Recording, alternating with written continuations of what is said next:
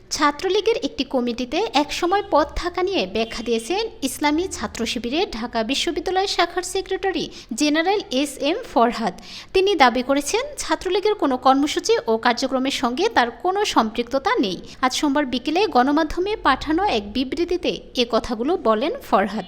ঢাকা বিশ্ববিদ্যালয়ে শিবিরের সভাপতি সাদিক কায়েমের পরিচয় গত শনিবার সামনে আসে। তিনি নিজেই তা প্রকাশ করেন। আজ পাওয়া যায় সেক্রেটারি জেনারেল ফরহাদের পরিচয়। ঢাকা বিশ্ববিদ্যালয়ে শিবিরের সেক্রেটারি জেনারেলের ছাত্রলীগের পদে থাকা নিয়ে সামাজিক যোগাযোগ মাধ্যম ফেসবুকে নানা আলোচনা হচ্ছে।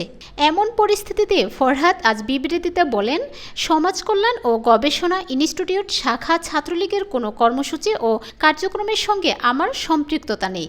ছাত্রলীগের কোনো পদ পদবীর জন্য কোনো সিবি আমি কখনো কাউকে দেইনি।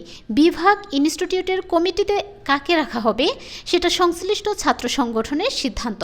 সেখানে আমাকে কেন জড়ানো হচ্ছে, যেখানে আমি ইনস্টিটিউটে ছাত্রলীগের সঙ্গে কোনোভাবেই সম্পৃক্ত নই।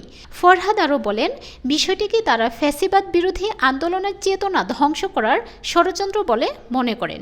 বিষয়টি নিয়ে ব্যাখ্যা দিয়েছেন ফরহাদ।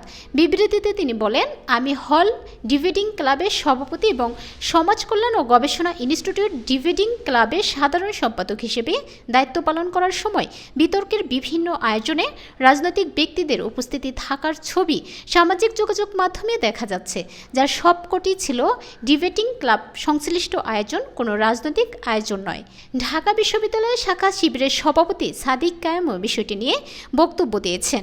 তিনি ফরহাদ ছাত্রলীগের কোনো কর্মসূচি ও কার্যক্রমের সঙ্গে যুক্ত ছিলেন না।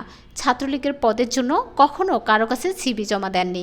তবু কেন তাকে কমিটিতে রাখা হয়েছে তা আমরা জানি না। সাদিক আরও বলেন, 2018 সালে প্রথম বর্ষে ছাত্র থাকা অবস্থায় ছাত্রলীগের কর্মসূচিতে না যাওয়ায় ফরহাদকে তারা হল থেকে বের করে দিয়েছিল।